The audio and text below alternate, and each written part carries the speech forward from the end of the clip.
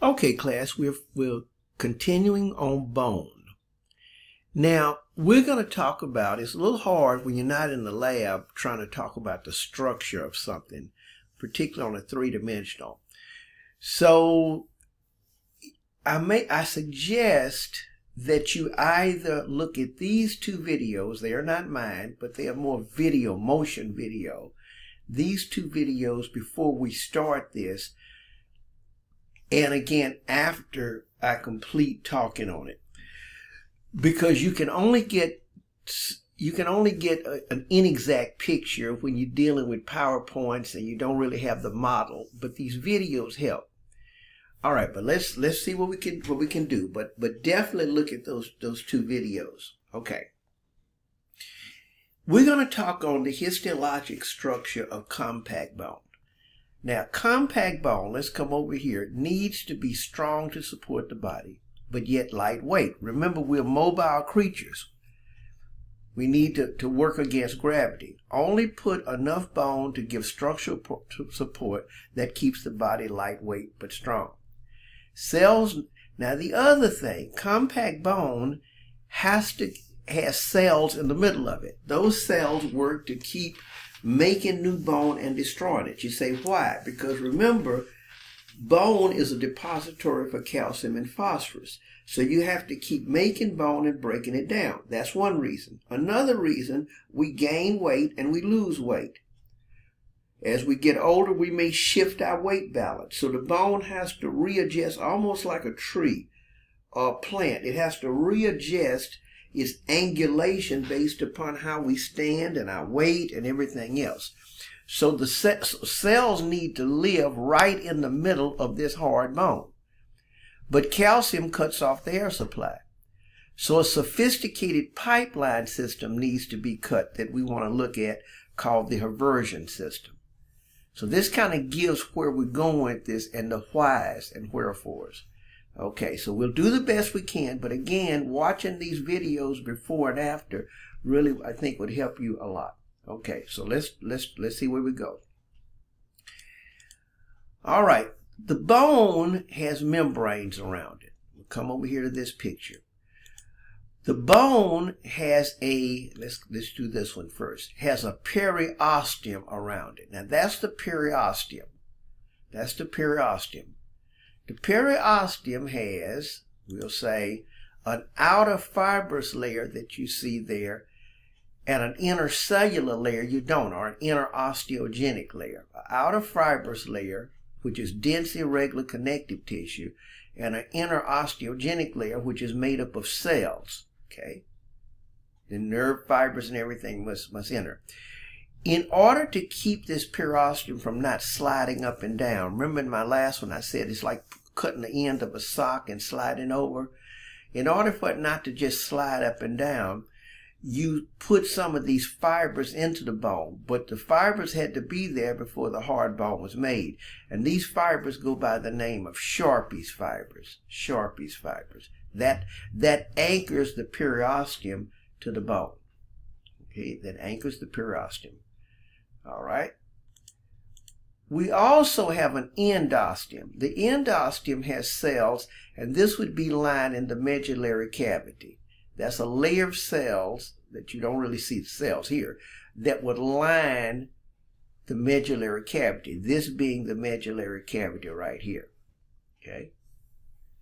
And so it contains cells, osteoblast, osteoclast, and so forth. All right. Now we're going to talk about the bone marrow itself. The bone marrow itself. Okay, the bone marrow, there are two types of bone marrow. Red marrow consisting mainly of blood-making stuff. That's myeloid.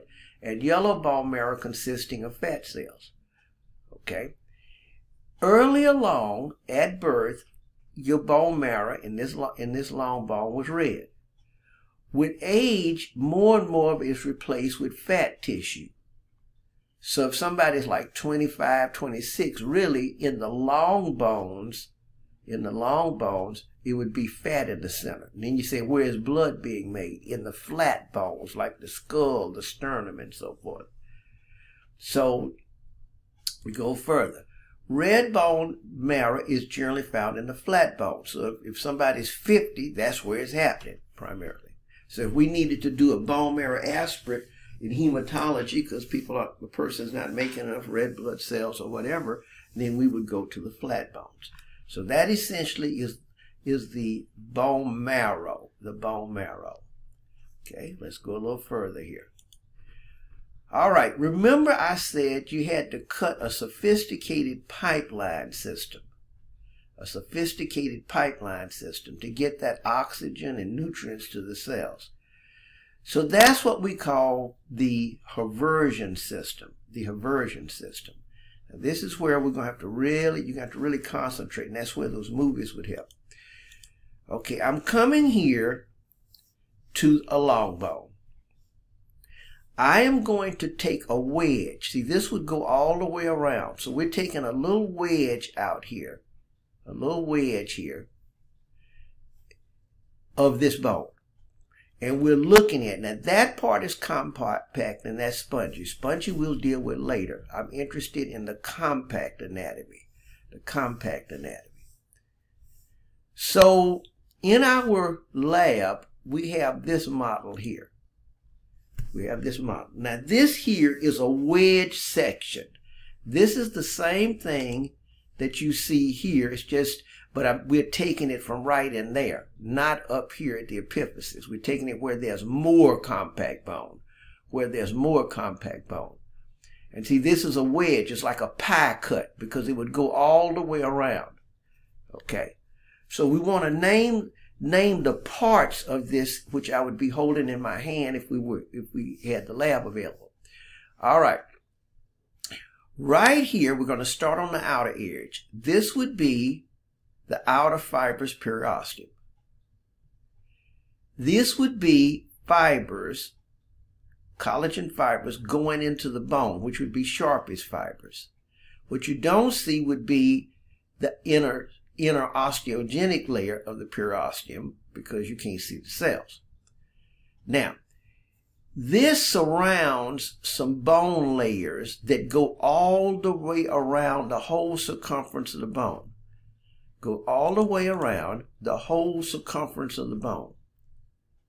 Okay? And these are called outer circumferential lamellae. Outer, because it's doing the outer circumference. Outer circumferential lamellae. You have various layers of these. Now come here.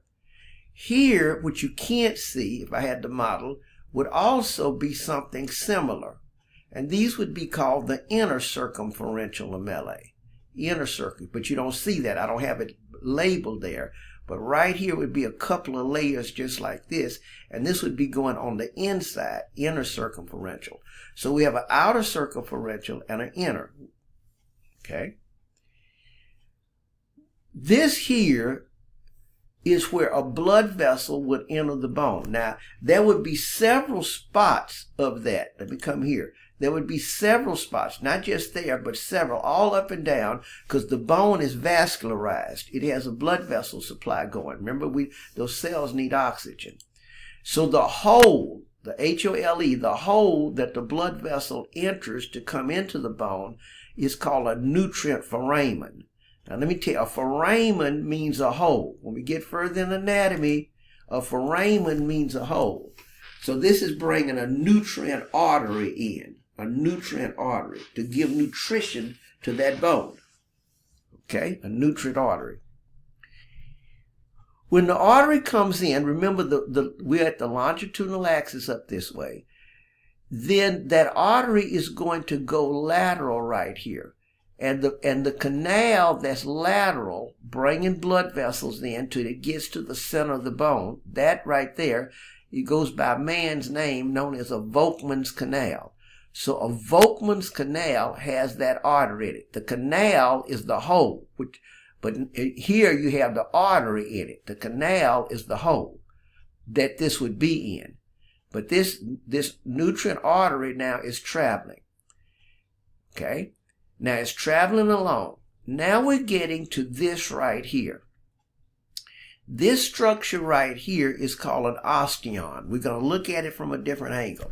Now this is a big feature in that Haversian system.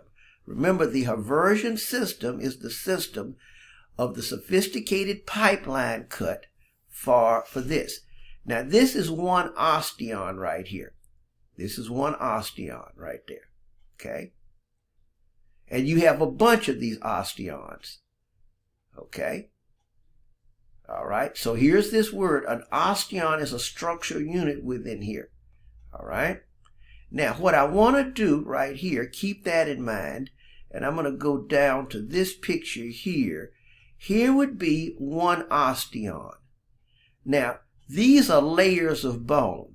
Now, those that are pretty good on engineering, these are layers of bone. You see how the different layers are angled at a different angle because different osteoblasts laid them down? See, by having that, that makes it strong. If they were all in line with one another, think about it, and you stood on it, they would just split apart. But by having a different angulation in each layer. Now you say, Doc, what do you mean by each layer? Okay, let's go down here. You see right here is, we come in here. Now that's one osteon. Right here is a concentric lamellae. See, right, the other we had was an outer circumferential, but these are forming concentric circles. So that's one concentric lamellae. And here's another concentric lamellae, and here's another one, and we'll hit this again. So I have three concentric lamellae making up this osteon.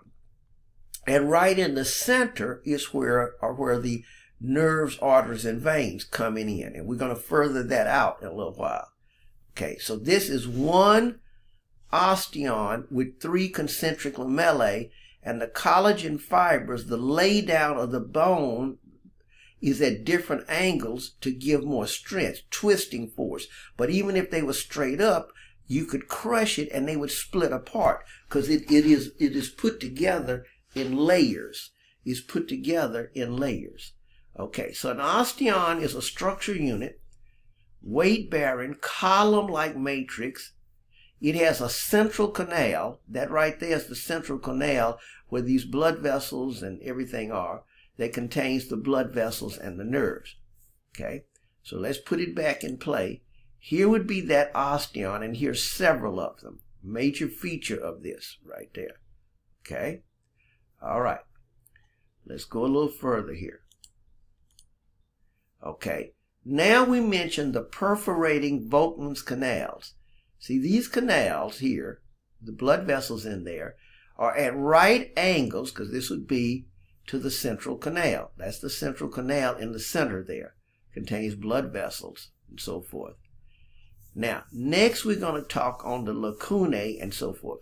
Now, notice here, which I don't have labeled because they're too tiny, look how this looks like a leopard skin. See these little tiny holes and so forth like that? That's where we're going next as we approach the microscopic anatomy. So right now we've done more of kind of a gross anatomy aspect. Now we're going to try to get to that micro, and that's where I'm going to get into these lacunae and canaliculi. Lacunae and canaliculi. So we're going to go further here. We're going to end this right here and then pick that up. But again, don't forget those two videos.